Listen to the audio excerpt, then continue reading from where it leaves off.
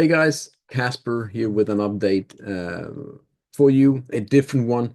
In this case, a lot of the Substack members has been asking me to do like a short tutorial on how I set up my charts. And if you have been following me for some time, I don't have much going on with regarding to indicators. I had that at the beginning of my, journey in this whole trading thing. I don't anymore. So I'll try to go through 10-minute video, how I set it up. And yes, I use TradingView. I have the full paid version of it. And once you get going, I urge you to get it because you get a lot more options and, functions, things you can do with the indicators, with the alerts, with a lot of stuff. So, but pay for it during a Black Friday, offer. I think an offer during Black Friday is like $300 or so, and you save like I think 70%, 60, 70%. So that is what I'm doing. So every Black Friday, I just refresh it, right? So yeah, this again, if you're logging in for the first time, this is most likely what you see more or less. So I've taken the gold chart. We know gold. We have seen this chart 1,000 times, and I want to set it up how I would like to have it on.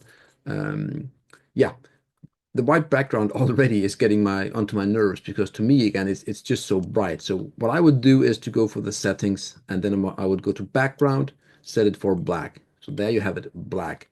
Grid lines, you can't see it here, but again, if we were to have them as white here, are they white? No, no, really. Anyways, I want to have it as none. Some people like to have it on, so you have grid lines for every tick on the bar there, and between down here. But I don't like it. I don't use it. So that is just me. But you can definitely turn it on and off in there. So again, this is a 50-year chart of gold. We're not gonna do any charting, but again, you know me. I like the log scaled view. I used the regular scale for the first few years of my trading and investment, with regarding to TradingView. And yeah, so I talked a bit with Burak when I started to again, I have been following Burak for a long time, but I started to talk with him after a few years. Long story short, he convinced me to try it out, and I think that is one of the best changes that I've made on my, on my chart really.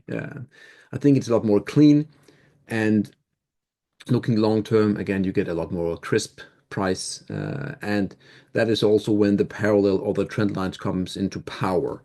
They get a lot more validity on the log scale. So that is just me. And how to change it is basically you have your regular, you can do percentage, index to 100, and logarithmic. I want to change to the log scale, boom, and it changes. So that's how I like it there. Good watermark in the background.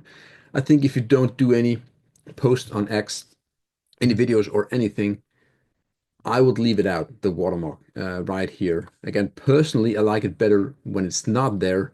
But again, when I do a post or a video, again, most people would like to have it here because otherwise what are we looking at? And then you have to look here, right? So for the viewers and that, it's way easier to have it in there. So I have it on for, the clarity of what chart that I'm looking at. So, but personally, I would prefer not to be there.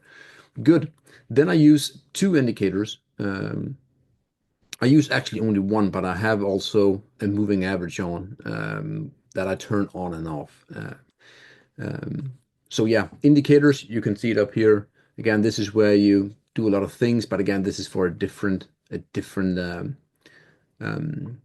video, I guess. So we do the indicators here. We will go to volume, just type volume, and then there's a lot of you know, things to choose from, and you will just very quickly pick that one right there. So all of a sudden you see the volume here in the same frame, you can say here, um, as the price. So what I like to do is actually to click on it here, move to new pane below, then you get another pane, boom, and you can actually just do it like that. You squeeze it in here. So that means if you look at the chart here, the bars from the volume doesn't interfere with the price. Again, that's just me. You can do again whatever you really want there.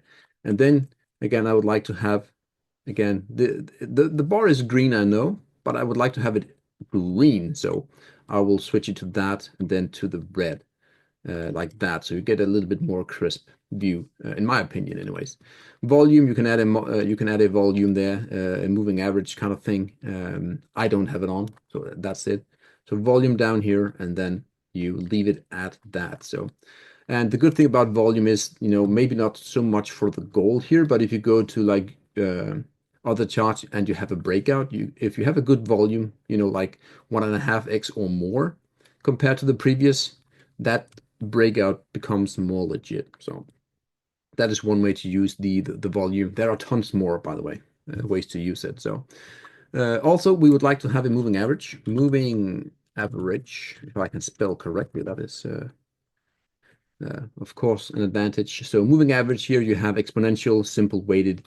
I used the uh, the moving average exponential. Did it come? Yeah, the EMA up there.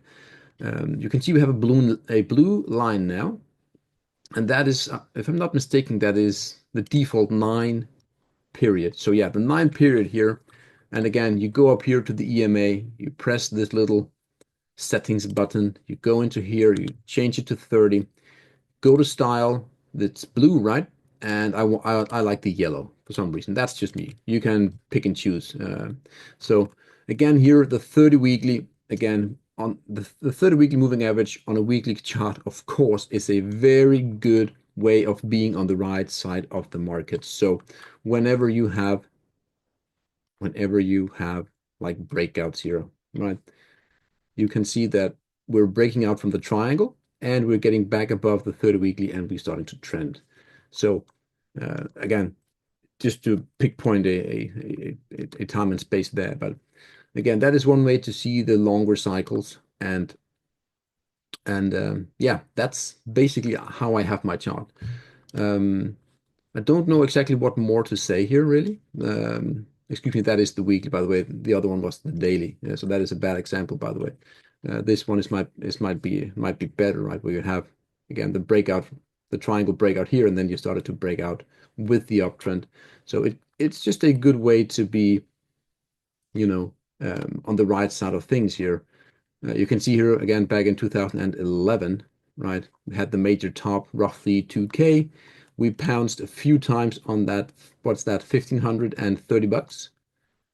The 30 weekly here is going sideways, so it's just basically like a range bound thing. And then when we finally broke down, the 30 weekly started to come, and then again you are going down. So good guide for the 30 weekly, keeps it simple. And yeah, so again, that's how I do it. There are multiple ways, but this is my favorite simple view. I do have other templates where I have a lot of other things on. I have my old setup with the 50, the 100, and the 200 daily moving average and a Bollinger Band. I use that to scan for what I call the power node setup. Again, I have talked about that in different videos as well. So yeah, that's it. That's how I set it up. And yeah, I hope you enjoy this. Again, nothing fancy from my side, but again, that's just how, if you are brand new, and how to set it up, so you can see where the functions are, where to press and all that. So have a great day, guys. I hope you like it. Good. Bye.